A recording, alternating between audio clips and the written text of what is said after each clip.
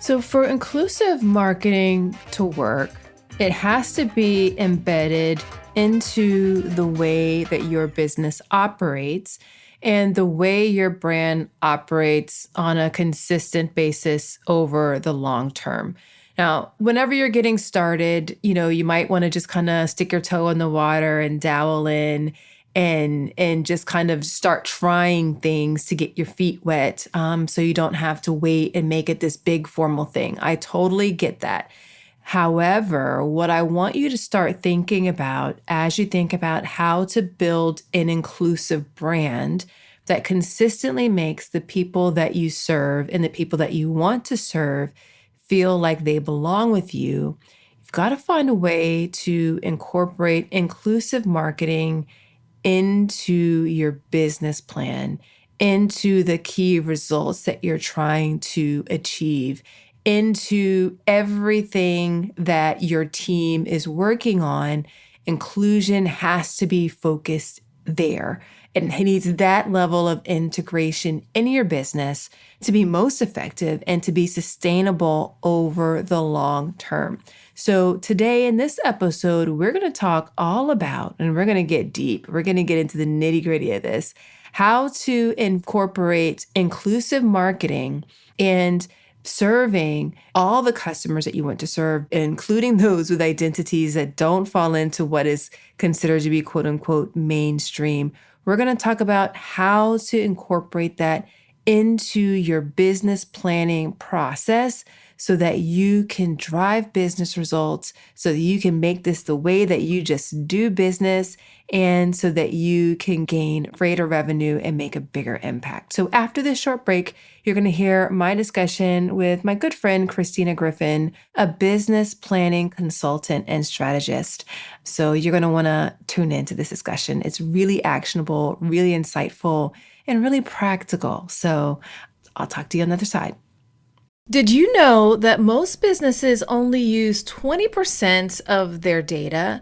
That's like reading a book with most of the pages torn out or paying for a coffee that's just 1/5 full. Point is, you miss a lot unless you use HubSpot. Their customer platform gives you access to the data you need to grow your business. The insights trapped in emails, call logs, and transcripts, all that unstructured data that makes all the difference. Because when you know more, you grow more. And when you get a full cup of coffee, you can do more too. But I digress. Visit HubSpot.com today. So my name is Christina Griffin. Let's see, I'm a former lab rat turned biopharmaceutical marketer and business development executive turned business and strategic planning consultant. and I also would like to add designer to that title. So at my core, really, I'm a problem solver. And so I've always really been good at two things. So abstract thinking and process. So because of that, I've kind of have my own strategic planning consultancy. So I'm the founder and managing director of the Griffin Concept, and we're based in Washington, D.C. Nice. Well, we're going to have a great conversation about strategic planning, and we're going to make it so sexy. It is. It's actually more than sexy. It is fundamental. It's foundational. So we'll get to that. Yes. All right. Well, let's go ahead. The reason why I want to talk about this is now is the time of year where a lot of people are starting to do business planning. If your fiscal year, so sort of, I guess, is the end of the year, a lot of people start their planning for what they're going to do now. At least whenever I was in corporate, we spent our entire summer doing this. Yeah. So even if it's not your time, whenever it is your time to do business planning, I think this will be a great resource for you. But I wanted to just kind of start off with, why should inclusive marketing be incorporated into the business planning process? I know I have my own thoughts, but I'd like to hear it from your point of view. Sure. So in terms of like the work that I do, I actually do a lot of business planning. Mostly I get tapped to do business and brand planning, both from like a where do we start perspective, as well as like developing processes to like refresh the business plan, growth planning. And I've done this with like biotech startups as small as 20 people up to like multi-million-dollar healthcare brands with like GSK, AstraZeneca, UCB. I've done it with creative agencies. So I feel like I can speak to this, especially it is a hot topic nowadays. So when we think about business planning, it really needs to focus on defining the choices that most impact your customer, because your customer is ultimately what's going to drive your revenue and connect your brand or your business, if that your business is your brand. And as I said, I've seen lately a real shift with the clients I've worked with regards to business planning. They have more of a desire to have a more customer centric, or like in healthcare, like patient centric, to have like more customer centric plans. So where everything is kind of revolving around the needs and wants of the end customer. So, I mean, ultimately, no matter what industry or market or, wherever you are, no one has a monolithic customer. No one, right? And so this is why inclusive marketing is so important. And it really is important in terms of business planning process. It's actually at the core and the foundation. And I know we'll talk a little bit about that. But because identifying and prioritizing your target customer is a really big part of the business planning process, it's really important to understand the elements of inclusive marketing to incorporate into building some of those customer profiles. So again, this idea of inclusivity, if you are focusing on your customer and you're building your plan around your customer, it's got to include inclusivity, if I may use that term. No. But it sounds like, I think it's great the way you described it, because what you are talking about doing is how to basically taking inclusive marketing as like a thing and making it not a thing, and just making it, this is the way we operate. We are an inclusive brand, which is the importance of building an inclusive brand. And you can't have an inclusive brand if it's not a part of your strategic plan. Absolutely. It cannot be an afterthought. It's not a Band-Aid. It's not an accessory. It's not something you put on after to like make it shine and glitter. It really has to be a part of, it's one of the ingredients, right? That goes into the dough of making the bread or making the cake, right? It's a core piece. And as you go through your business planning process, you'll see there are multiple elements of where you can bring that to bear. Absolutely. All right. So this kind of goes into, like, as I've been talking to business leaders about building an inclusive brand, people like, they get it, they nod their head, and we've been working on this in terms of like how to get them started. I tend to like to help people think through it in terms of their values as a company, as a brand, and then kind of flow from there. I know that's not often where people want to start, because it feels very like, why are we starting here? But I wanted to get your point of view on how business planning can help even like pull values through, or get people to start thinking about how are we going to build an inclusive brand, not just some specific tactics, et cetera.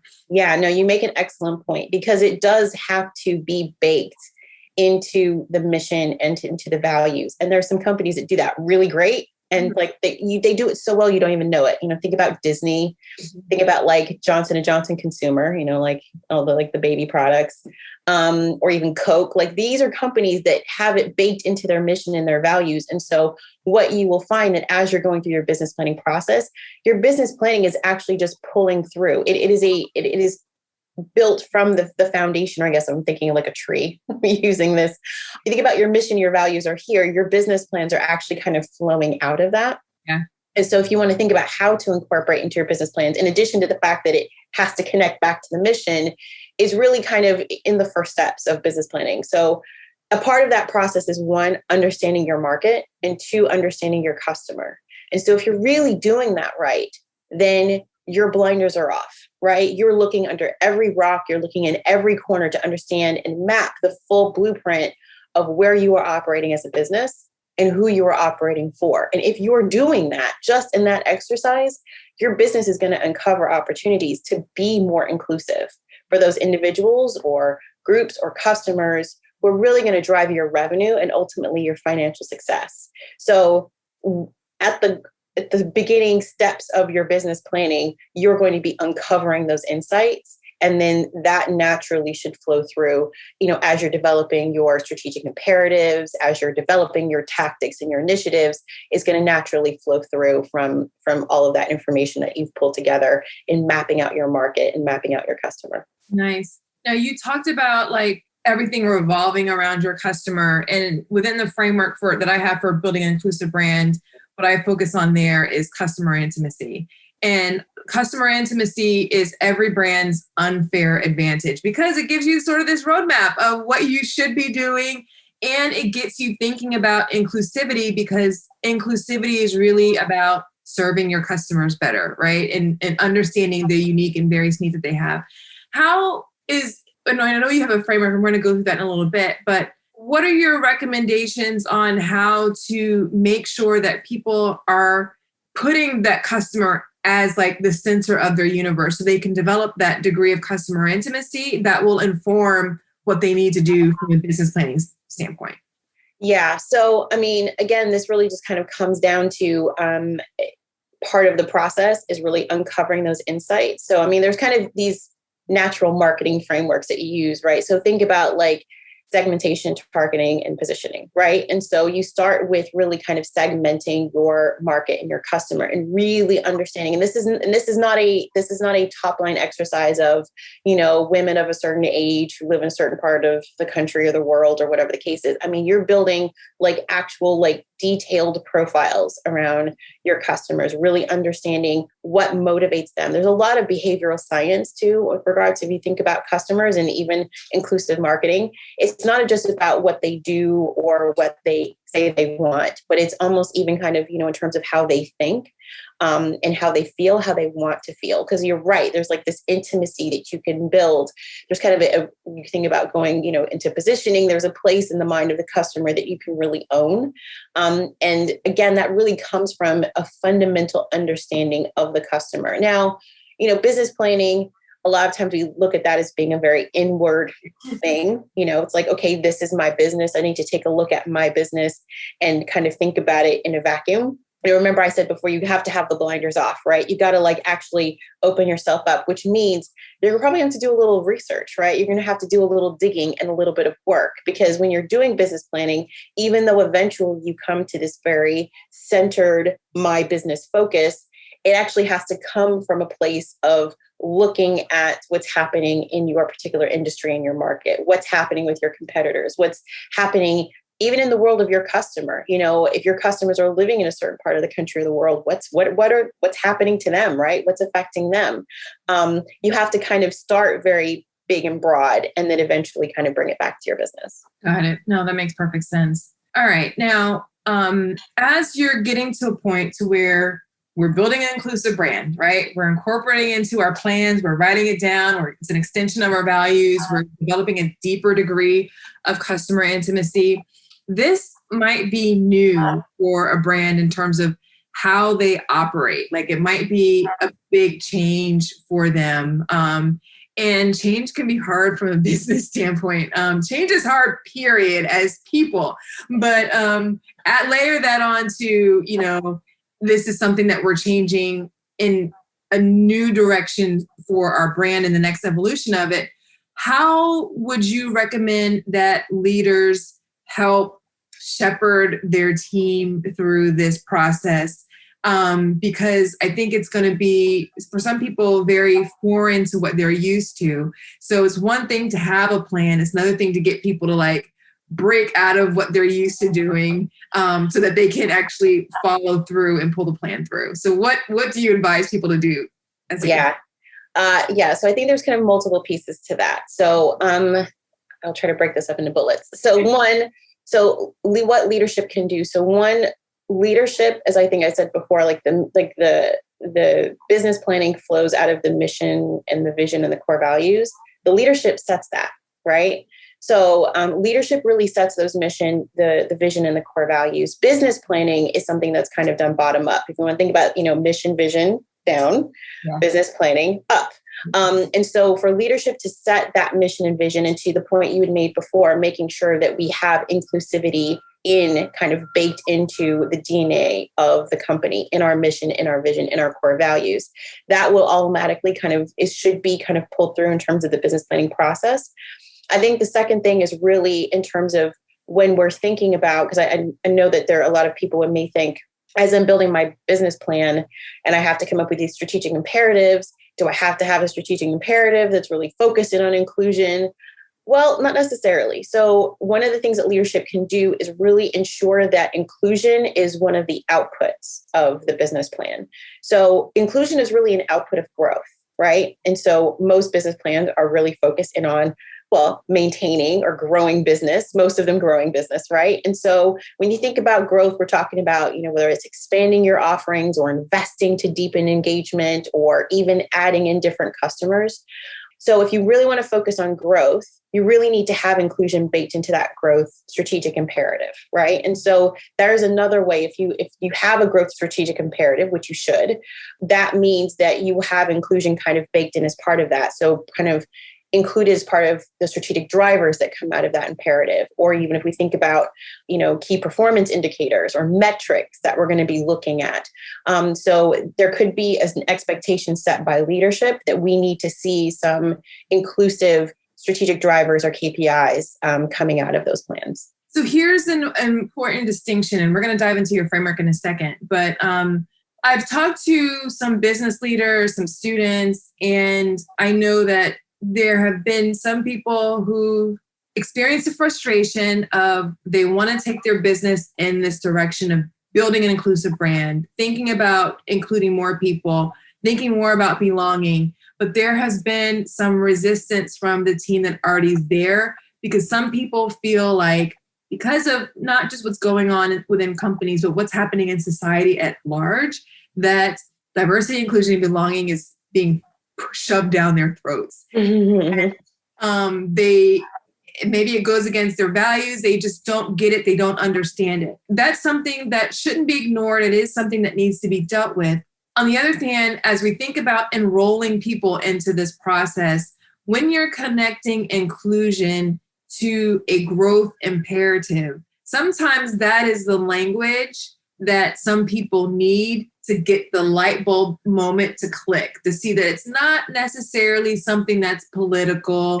It's not necessarily something that, is being shoved down your throat because this is the politically correct thing to do or whatever.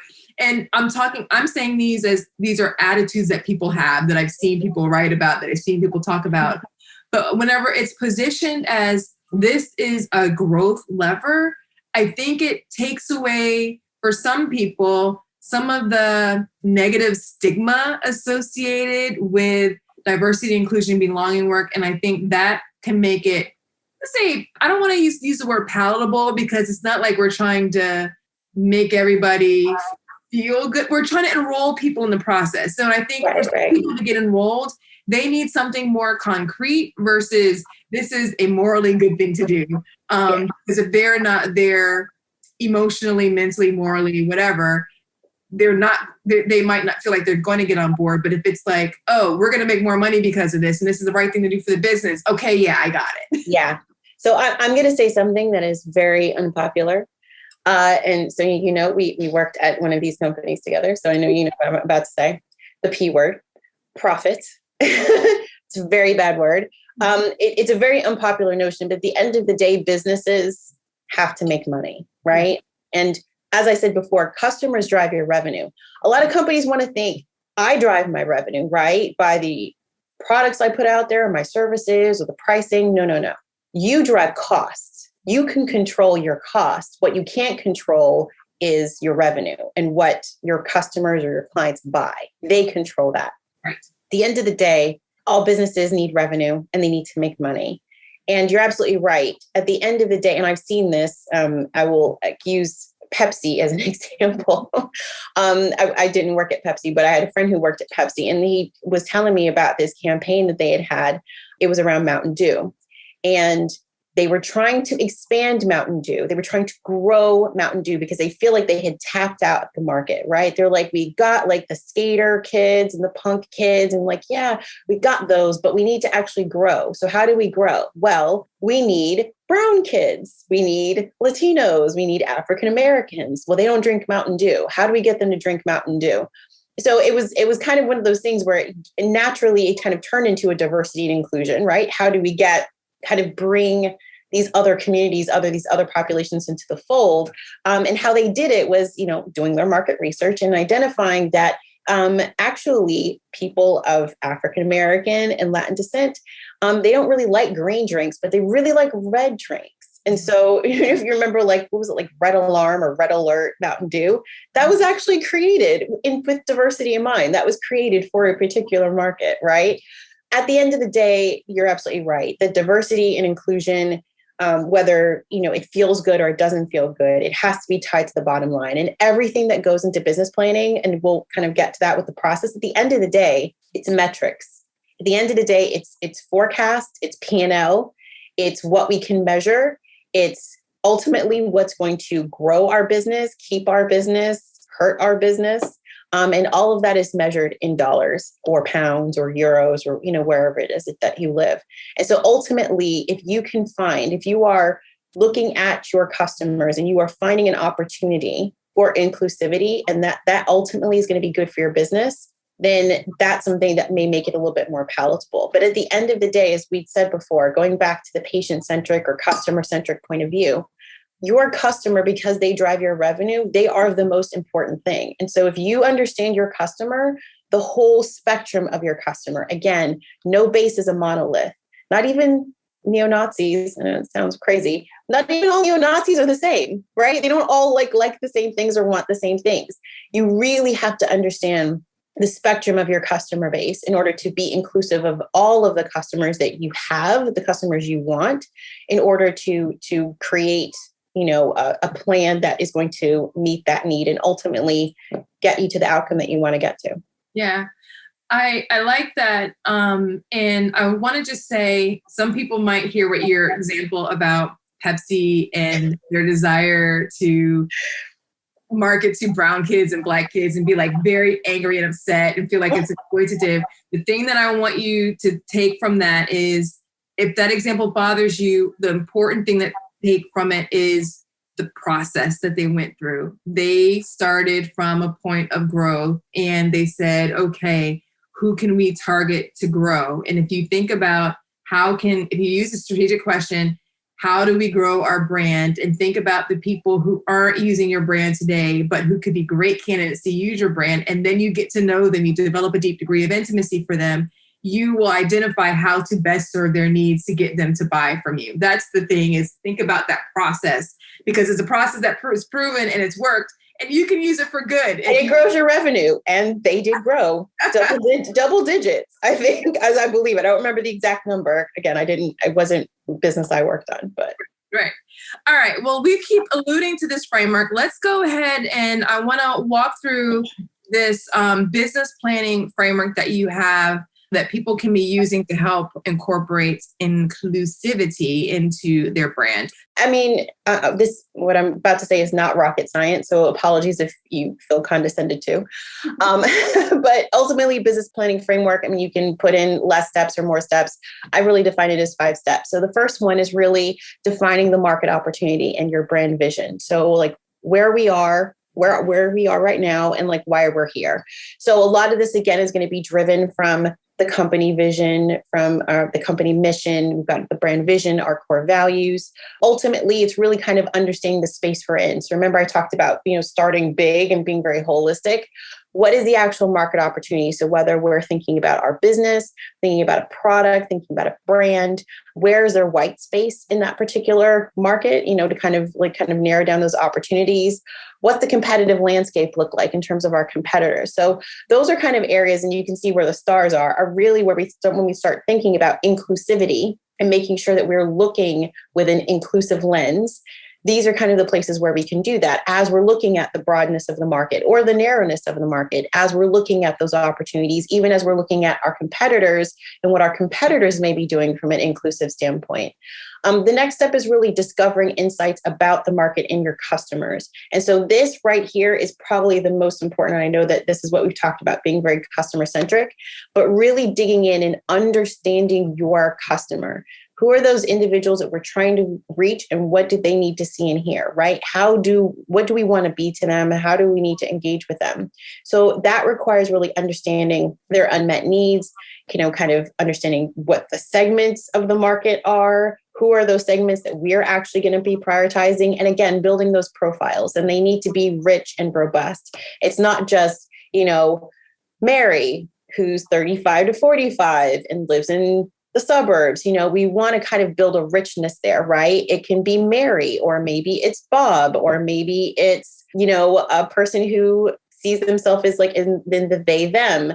It could be a gay person, in your gay demographic. It could be, in the Asian demographic. So we really want to kind of build those profiles to be as robust as possible. Again, being as inclusive as to all the customers that we really think exist and then the ones we want to target. And then we go into step 3, which is really developing our strategy and critical success factors. So this is kind of where we take everything we've done from step 1 and 2, and you build out that brand strategy, right? You build out your imperatives. So now that we know where we are, where the opportunities are, who our key customers are, here is kind of our plan in terms of how to reach those customers. So your positioning, your strategic drivers, all of that comes in here. Then after that, after you created your strategy, the next thing is to really design your key initiatives, your targets, and your KPIs. So this is in terms of like, what do we need to do and how do we know we're going to be doing it right? So what our deliverables are, what our key initiatives, in simple terms, what our tactics are, and then what are going to be the metrics that we're going to measure our success by, right? Our KPIs. Are there any risks that we should be looking out for, right? Any mitigation plans, anything that we think may be popping up that would make us have to turn 90 degrees in the middle of the year kind of thing. And then finally, it's all about deploying, right? So identifying what are those resources that we really need to do to activate that plan. So is our structure, our operating structure, aligned with actually enacting this business plan, what our marketing plan is, right? And so again, thinking about that inclusive bit. Now the customer is being, kind of threaded throughout all of this, of course. Our media and outreach plan, thinking about the financials, right? Our P&L, our forecasts, what our cost planning is.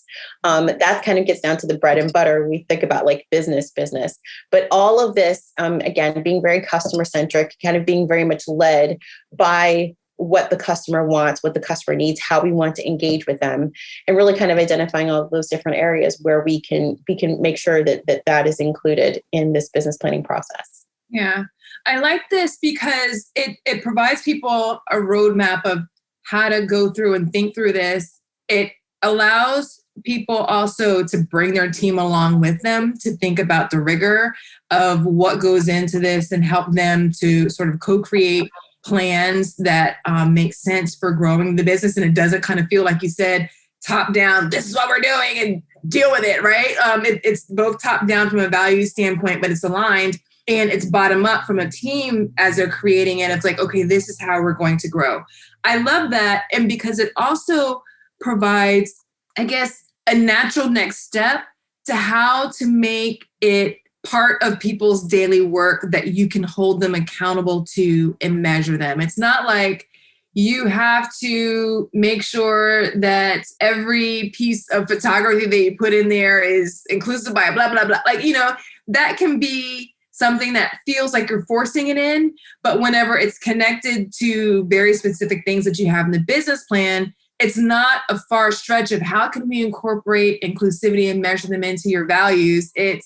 This is what we said that we're going to do to grow our business. And here are the key things that you need to do as part of your work. And it's a very natural aspect of holding you accountable to that because it just makes sense for the business. Exactly. Right. And to your point, to the point you made before, it's all about what makes sense for the business. Right. And if this is something, I'm not going to say not every business, but it's going to make sense for every business. These are the type of questions, these are the type of things that you should be thinking about, no matter what your product, no matter what your service. Again, your customer base is going to be diverse. And so that means that as you think about your customer and you are building a business for that customer, that also needs to it needs to reflect them. It needs to reflect that level of diversity. Absolutely. Okay, I've got another podcast recommendation for you. It's Augmenters, hosted by Julie Meyer and Jimmy Edgerton, and it's brought to you by the HubSpot Podcast Network, the audio destination for business professionals. So on this show, Julie and Jimmy dive into mentoring and explore ways to augment and refresh the mentoring environment. They're using 8 core principles that weave relevant spirit guides and diverse guests, and Julie and Jimmy use a lot of humor and practical tips to help mentors mentors and mentees get further faster together. There's so many great episodes to tune into for this show, but one that you might find especially interesting is their latest episode, number 120, Mentoring Across Gender, Men as Allies and Mentors. Listen to Augmentors wherever you get your podcasts. So another thing that I've heard some of the folks in the program talk about, and even people who have a B2B type business who not only want to build an inclusive brand for them, but they want to help their clients build an inclusive brand. This might be something that their clients are asking them for, or it might be something that the client isn't even thinking about, but that as their strategic partner, they can bring it up and help them with that. So what are your thoughts on how people can be thinking about how to introduce, whether it's this framework or inclusive marketing services, or getting their clients to be thinking about how to build their own inclusive brand and sort of sell that into them? Yeah, I have at least one client that's exploring this very option, trying to create inclusive marketing services. I have had actually discussions with them in the last 2 weeks about this as they're going through their business planning process.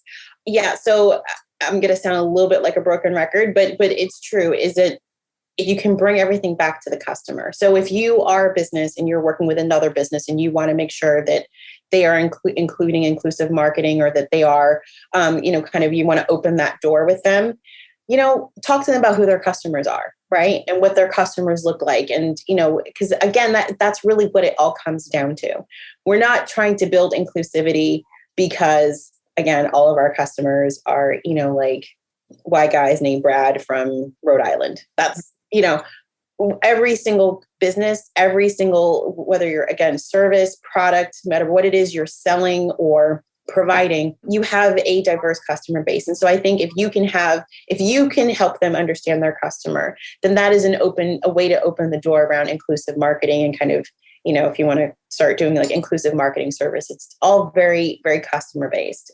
I will say that it's funny because I've worked with a number of different clients who are not thinking, again, they have their blinders on and they're thinking about this is my business and this is what we do. And, they have a very kind of narrow, myopic point of view. And I do feel like that there is something to be said about bringing in an outside, a third party, a more objective consultant like myself. This is why I work, to kind of look at your business, because sometimes when you're in it, let me back up. Business planning needs to be a very objective process. Mm-hmm.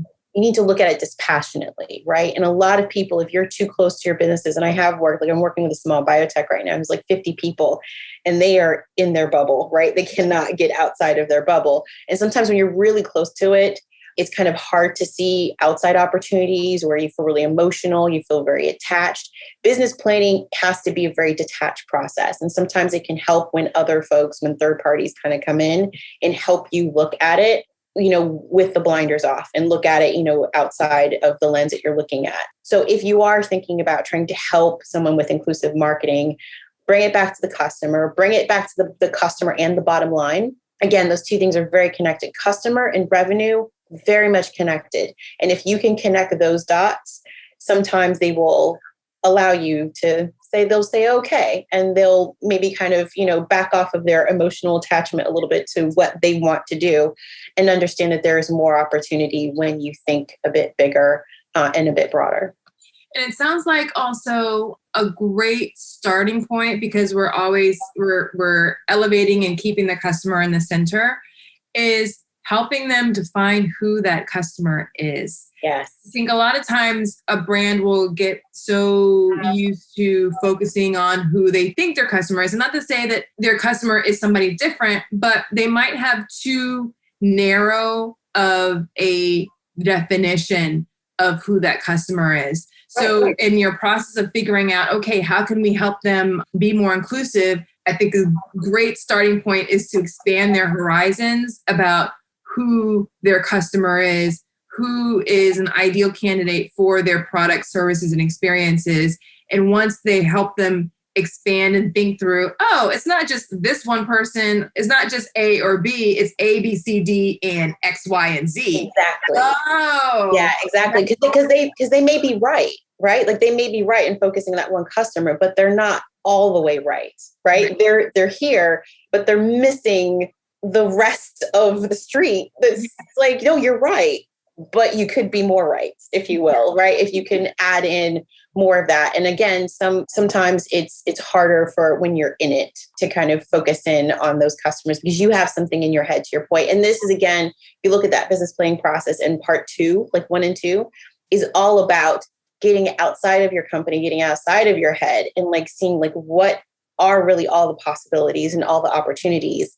And then starting to narrow it down to what makes sense for your business. Yeah. Because again, when I say inclusive marketing, what I'm not saying is that you suddenly have to serve everybody. You don't have to do that, right? It's about being intentional about who you're going to choose to serve and who you're not. Now, the idea is that you probably could serve a broader group and be inclusive, but it does not mean that you now have to serve everybody and their mama and their grandmama too.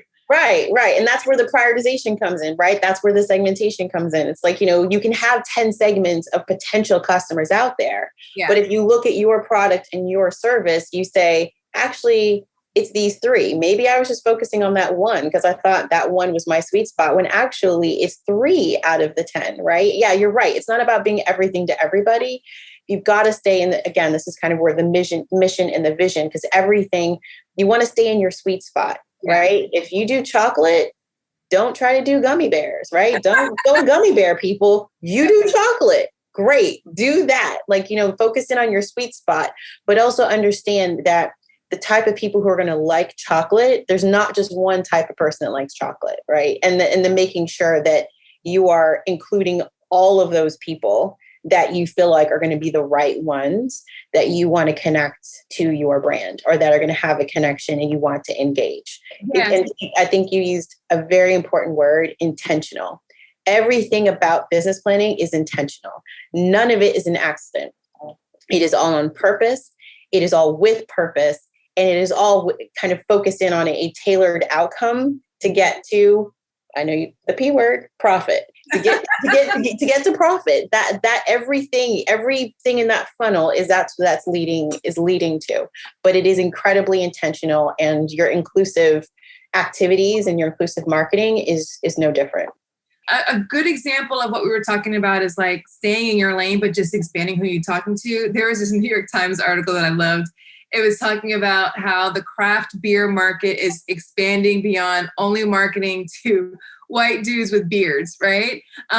Because they realized, hey, we're good with this one segment that we've been focusing on, but if we only focus on them, we're never going to grow. So they started hiring I think it's a craft beer association. They brought in a diversity consultant and she helped them with a lot of work. So then they started expanding to women. They discovered that, women like craft beer too. They expanded to Black people. Black people like craft beer too. The American Indian population, the Latinx population, they started expanding to all these groups and marketing to them specifically because they got to know them.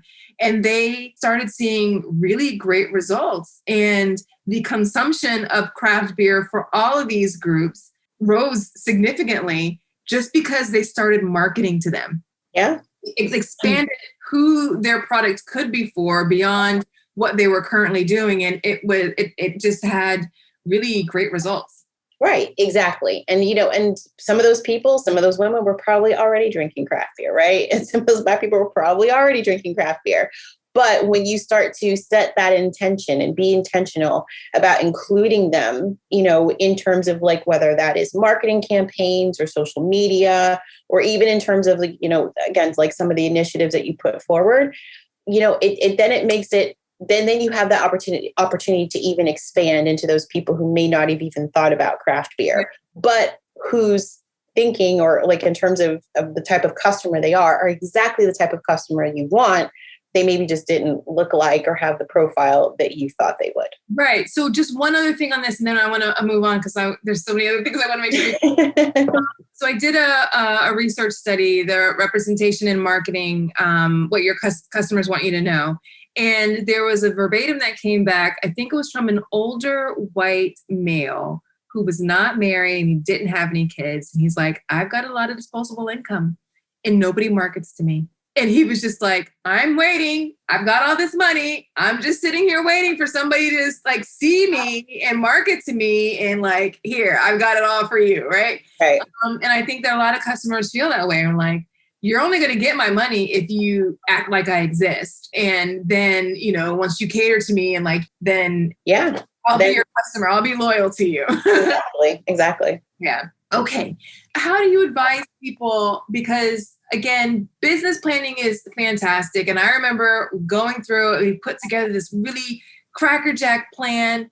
And then 2 months into the year, the plan blows up because something happens and we just go back to flying by the seat of our pants or doing what we've always done. And the months that we spent creating this really great plan is just out the door. So how do you advise people to actually work the plan that they built and not like return back to what they're used to doing, especially if it's something that's very new?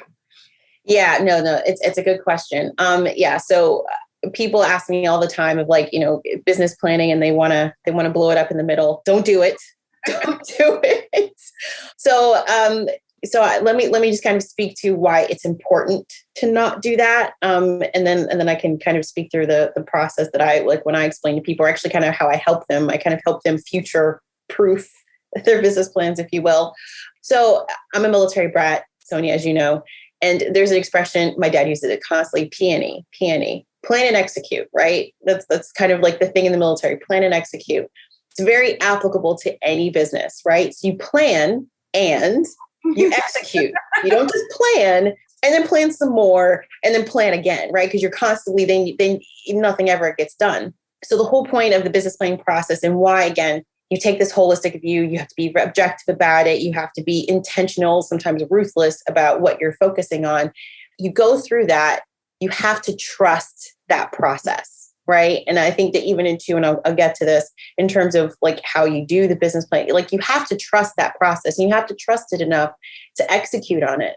Because if you're not executing on it, right, you're not actually following through with doing the initiatives you said you would or the deliverables, then you're never going to see the results, right? The outcomes, the whole point of why we have KPIs and we have metrics and we have a forecast is because we get to the end and we see, okay, are we green? Like, did we do good? Did we not do anything? Did we do bad? We have to be able to measure at some point in time. And so if you don't trust the process and you don't actually plan and execute, don't execute on the plan, you'll never ever know if that was a good plan. You'll never ever know where you really did great, where you exceeded and you need to do more, or where you need to make some adjustments. You're never going to figure that out and do the next plan and the next plan if you never actually get to the point where you've executed and you've measured. So in terms of like how I help people with this, so the first thing I do, I always include, we do business planning, as you said, and it's different times of the year, depending on where your fiscal year is. Sometimes it's in the summertime. Some people like to do it at the end of the year. Some people like to do it at the beginning of the year, which I think is a bit weird if your fiscal year starts in January, but sure, whatever.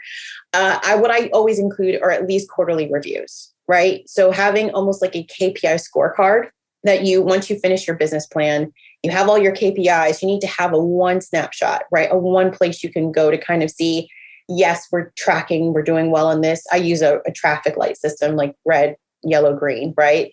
But you have to have at least quarterly reviews to really assess and track where your plan is, right? And if there's any new information, I know that sometimes it happens. As a matter of fact, I have a client who it's a respiratory brand, a global client in healthcare. I won't say what company, but they did their plan 6 months ago, and they actually now they have a new competitor coming into the market 6 months from now, and they are like, they want to look at the plan and say, okay, is the strategy we have right? And then we assessed it and like, actually, we need to make some adjustments. So there are times where, like drastic things happen. You have a new competitor, there's a massive upheaval in the market, something big has happened, I don't know, in fabrics or something. I don't know, whatever market you're in, there may be opportunity, but if you do those quarterly reviews, it should be time enough in order for you to either be reactive to those things that may be happening or even be proactive, right? So when we did that review in June, it came out, it was like, okay, well, actually, with this review, we need to make some adjustments for this competitor that's going to be showing up, in January of next year. So if you put in those regular reviews to kind of do that touch base, do your tracking, you can make some adjustments if necessary. But outside of that, I would say you plan and you execute and you track, not to really touch the plan. I mean, what's the point of making the plan if you're just going to change it every 3 months? And you also have to give it time to work, right? Yes, you have to. And there are times where I think people want to see immediate results. And especially when you start engaging with a new customer group, and especially customer groups who are kind of skeptical sometimes of brands and like, why are you here? Like, what do you want? Like it takes time to demonstrate and to build trust so that you earn their loyalty. It's not something that just happens overnight. And if you just change the plan after like 3 months and it doesn't work and you're frustrated, then. But yeah, and it didn't work in those 3 months. And maybe if you had let it gone on for 8 months or for 12 months, then you would have seen the fruits of it, right? But this also has to be baked into the plan. Again, being very intentional. If you put out, let's say you're putting out a social media campaign, there are shelf lives on those things, but, are you expecting everything to change in 24 hours? Or, is it going to take 10 months? Or, if we think about even, human psychology, we talked a little bit about behavioral science, to get from someone from like where they are to where you want them to be, that takes time. And that takes many different touch points, right? That kind of gets built into your marketing plan in terms of your initiatives and your communication plan. And you have to, to your point, you have to give that plan time to work. Now, I will say as leaders of your business, you're always going to be looking backwards and forwards, right? Your market, your industry is dynamic. Entropy, what was it, the third law of dynamics, like entropy is always increasing. Everything's always going to be changing and everything's going to be in motion, your business included. But if you've really been thoughtful about your plan, then give your plan time. And I will say another thing too, in terms of business planning, depending on the industry you're in, you don't have to do a business plan every 12 months. Oh, yeah. You can do it every 18 months or every 24 months. It really depends on your industry, your business, and your business plan, right? You can totally have a business plan that takes you out for the next 18 months, and then you revisit it in 18 months. But whatever it is that you've put out there, you have to, you build it intentionally, you trust it, you follow through with it, plan and execute. Yes. And, see at the end if it works. Because if you never figure out, yes, that worked, no, that didn't, and then diagnose it, then if you just keep changing it, you'll never, ever, you could have had the best $1 million idea, but you didn't give it enough time to actually work. Yeah, I'm with you. Christina, this has been great. I have more questions, but have you back again. Any parting words of wisdom for business leaders who want to build an inclusive brand and they want to actually have plans on paper baked into their plan, baked into their growth plan that says, this is what we're doing? Like, any parting words of wisdom for people who want to do they're just not quite there yet? Yeah. And maybe this is a little bit more philosophical, because I think at the end of the day, and you'll share the framework, I mean, if you are maintaining your customer focus, you're going to be doing inclusive marketing. It's going to happen, right? But you need to be intentional about it. You need to actually be inclusive when you're thinking about your customer profiles, when you're thinking about your segments, when you're thinking about those opportunities. You really need to have that lens on. But I'll say a couple of things. So one, inclusive marketing cannot be an afterthought. Right? I said this before, it's not an accessory. It's not a fad that requires a first mover advantage. So if you weren't there first, that's fine. It's not a PSA. It's not a social media blitz. The best companies, I mentioned this before, like Coke, Disney, Nike, they've been doing this for a very long time, right? They've baked it into their DNA. And so if you're handsomely from it. Yes, exactly. If you bake that into your DNA, if you have it baked into your mission, remember, kind of mission, vision down, business plan up. If you bake it into your mission, into your vision and your core values, then it should permeate throughout your business plans. The other thing I'll say is, I think in today's world, inclusive marketing is probably easier than it's ever been. There's so much data and there is such easy access to customers, whether they're patients or users or consumers. There's so many, it's so easy to get access. There's really no excuses to not do inclusive marketing. And then the last thing I'll say, maybe this is to scare everybody a little bit. I said before, there's really no first mover advantage, right? You don't have to have been the first one in your industry to start thinking about inclusive marketing. But I will say that it is becoming cost of entry, right? What we call standard of care in healthcare, right? If you aren't doing it, then you've already kind of painted yourself into a corner, right? You've already kind of narrowed your customer base, and ultimately you're going to lose to those other competitors that are doing it better. So the question isn't if you should do it, it's how you're going to integrate it into your DNA and execute in a way that aligns with your mission, with your strategic imperatives, quarter on quarter, year after year, getting to your bottom line. In essence, inclusive marketing is the future of marketing. Don't fight the future. I mean, you can't fight the future. Don't try. Thank you, Christina. This has been fabulous. Wonderful, wise words to end on. And we should be talking more about this. There's so much more we can cover.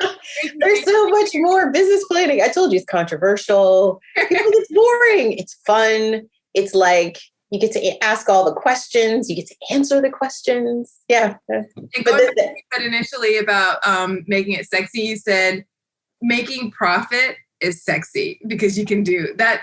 That's where a lot of the sexy part comes in. Yes. If you're okay with saying the P word, I'm totally fine with the P word. But a lot of people try to shy away from it. But if you own a business, that's what you're about. Yes. So be about it. Yes. One other thing that I think I'm going to stop this, but I think if people just remember, like you said, if you're customer focused, inclusive marketing will just be, and being inclusive will just be something that you do. So I think that's a real big mindset shift, that being customer focused will get you there. And if you feel like you're struggling with it, that just means you need to go deeper with your customer and probably even expand a little bit of who you think your customer is. But yes, customer focus, like intense, obsessive customer focus will cause you to be inclusive and it won't steer you wrong. Absolutely. Customer equals revenue. Yes. Awesome. Thank you, Christina. Thank you.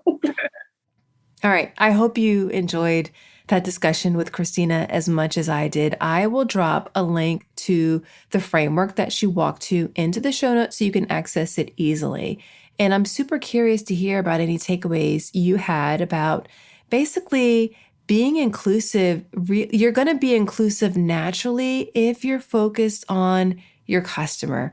If you are a customer obsessed, if you're a business whose goal is to do a better job of serving your customers, and ultimately, everybody wins when you do that, and especially your bottom line. That's it for today's episode. If you like the show, I would so appreciate it if you would leave a rating and review for it in your podcast player of choice, and do share it with your friends, family, and your network. Both of those actions really do go a long way toward helping more people to discover the show. And I like to believe it goes a long way toward helping more people be inclusive, which will impact more people being able to feel like they belong. One other quick question for you before you wrap up is, are you getting the Inclusion in Marketing newsletter? If not, really, what are you even doing? Each week I send news, tips, insights, stories, and other insights to help you build an inclusive brand that makes more of the people you serve feel like they belong and that helps you grow.